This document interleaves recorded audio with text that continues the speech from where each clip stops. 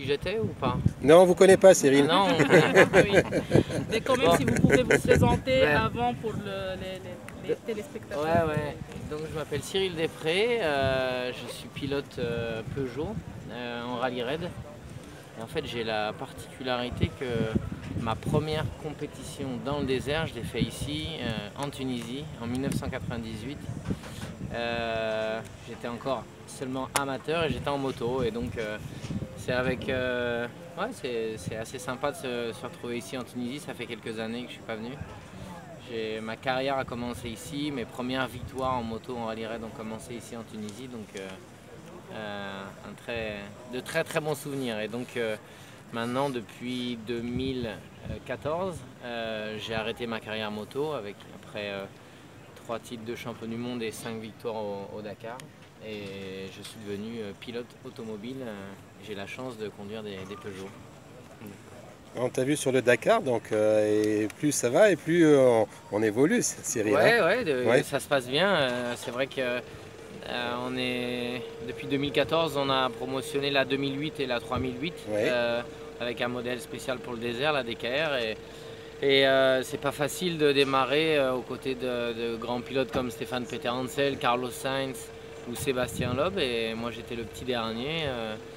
Je progresse petit à petit. J'ai fini 3e cette année en voiture, au volant d'une 3008 DKR. Et là, cet été, au mois de juillet, j'ai remporté mon 2e grand rallye, la route de la soie, le Silkway, entre Moscou et la Chine. Donc ça va, je commence à me débrouiller. Mais est-ce que le fait d'avoir fait de la moto et d'avoir été champion en moto, parce que Peter Hansel aussi, c'est 6 titres en moto, de Dakar, 6 titres moto, est-ce que ça aide ça ensuite pour le... Ouais, ça aide parce que... il suffit de faire quelques centaines de kilomètres, d'aller au sud de 12 où on a beaucoup roulé, d'aller jusqu'à El Borma, tout ça, toute la lecture de la piste, l'appréhension des dunes, de savoir où passer, où est-ce que le sable est plus dur et où est-ce qu'il est plus mou. Toutes ces choses, on les apprend en moto, puisque en moto on est tout seul, on doit trouver son chemin, naviguer, et aussi on doit essayer d'aller vite. C'est très physique. Et c'est physique aussi. C'est vrai que le jour où on passe dans une voiture, on a un copilote, on a un navigateur qui nous donne les directions, et nous on a juste, j'ai envie de dire, juste à prendre du plaisir au volant, mais il faut aller vite, il faut aller extrêmement vite et faire le moins d'erreurs possible, abîmer la voiture le moins possible, et le challenge il est là. Vous avez essayé le nouveau pick-up?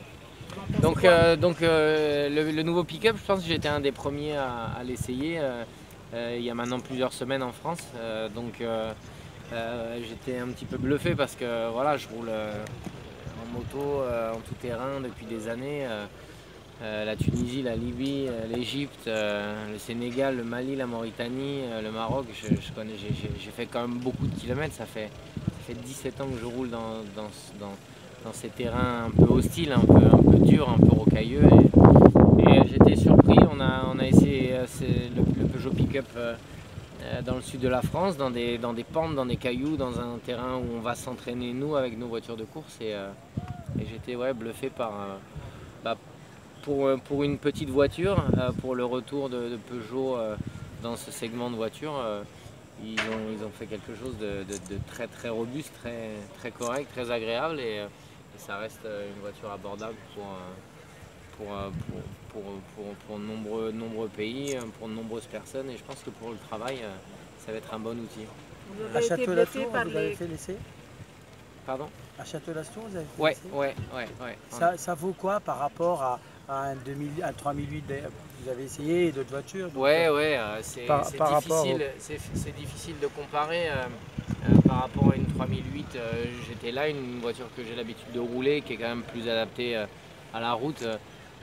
Jamais on n'aurait été faire avec une 3008 ce qu'on a fait avec le Peugeot Pick-up. On a vraiment été faire du tout-terrain. L'idée c'était d'aller faire des photos, faire des images que vous verrez peut-être très bientôt. Et en comparaison avec la voiture de course, la 3008 DKR, on a passé du bon temps, on a bien rigolé, et c'est une voiture, je pense, qui donne du plaisir. Qu'est-ce qui vous a le plus bluffé dans